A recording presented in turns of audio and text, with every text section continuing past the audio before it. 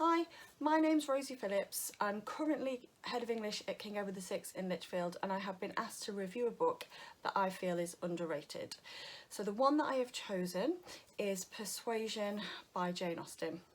I'm not saying that I think it's better than some of her more well-loved novels like Pride and Prejudice, Sense and Sensibility and Emma, but I do feel there are certain messages in it that aren't talked about as much as they should be, particularly in light of today's society, and I feel that the characters are far more likeable than in any of Austen's novels, and that's why I think it isn't rated as highly as it should be.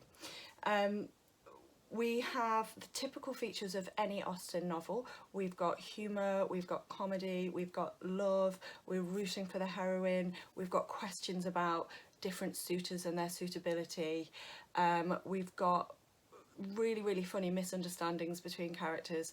So if you're an Austen fan, you will like this. As well as that, we have questions that are raised, questions about the pressures that are placed on women in society. The novel was called Persuasion, but it was actually titled by her brother because it was published 6 months after Jane Austen herself had died. So we don't even know if that's what Austen would have wanted to call it. It could be really replaced with pressure, the pressure that women are under or were under to marry, to be judged in a certain way by society, to look a certain way, to behave a certain way, to have certain interests, financial pressures as well, the pressure of being a burden. And for that reason, it asks a lot of questions, just like all of Austen's novels, but it asks a question that the other ones don't, and that's the question about whether women are judged fairly because of their age. The main character, Anne Elliot, is 27 years old, but she is considered to be almost a spinster and a burden on her family. Now, from someone who is far older than 27 and who does not see 27 as being past it, it raises real questions for me. And I think it's interesting that it's Austen's the last novel that she wrote. This was obviously something that was important to her, to raise this question: are women judged too harshly on their age? Were they? And you know, was that fair? Because we've got this character who's really likeable, but she's just entering spinsterhood, and it's really quite sad to see, or she's just about to enter spinsterhood. We like her so much. We are really happy when the things that she was persuaded to give up in her youth, the possible happiness that she had the potential to have, comes into her life again, and we root for her very much. So, as I said, it's got all the ingredients of an Austen novel, but the added element of a character who we really like. With all of Austen's other novels, we've got Emma Woodhouse, who's a massive gossip. We have Lizzie Bennet, who's far too headstrong. We have Marianne Dashwood, who's ridiculously immature and impetuous. We really like Anne Elliot. So for that reason, and the fact that Austen is questioning society's judgment of women's ages, I think this has been overlooked and not talked about as much as it should have been. And because of that, I would recommend it for something you might want to try and read during the lockdown. Thank you. I wish to recommend Rebecca by Daphne Du Maurier. I first read this book as a teenager, rather like I read Jane Eyre, reading it as a love story involving two women and one man. I then, rather surprisingly, read it again as a part of a course I attended in 1976 called Feminist Women's Fiction. I then saw it as a story of two women very different from each other, but equally strong in their own ways. It was also the book that I chose to give away in 2012 for the World Book Night, so you can see that it's a book that I thoroughly recommend. So what makes it so remarkable?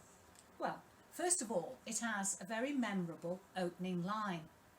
Last night I dreamt I went to Mandalay again, a poetic line of iambic pentameter. And the first chapter is a short but very gripping account of the narrator's dream of a place gone to ruin and the house an empty shell. Now, the narrator is a shy, socially awkward a very sensitive young woman who was working as a lady companion to a rich Mrs. Van Hooper. We never told her name, except that it is an unusual one. But while she's in Monte Carlo working, she meets and falls in love with an older, rich widower, Maxime de Winter. And after only a few weeks, he proposes to her, and she escapes her confined life to become the second Mrs. de Winter. After a blissful honeymoon, Maxine returns to his home, Mandalay, on the coast of Cornwall, with his young bride, and it is here that she encounters the other two powerful women in the book. Now, the first is the woman who dominates the story, the first and the now deceased Mrs. de Winter, Rebecca. Rebecca was everything that our narrator isn't: tall, beautiful, socially adept, and apparently very popular. Naturally, the narrator feels that she is being constantly compared to the dead Rebecca, and that she is always found wanting.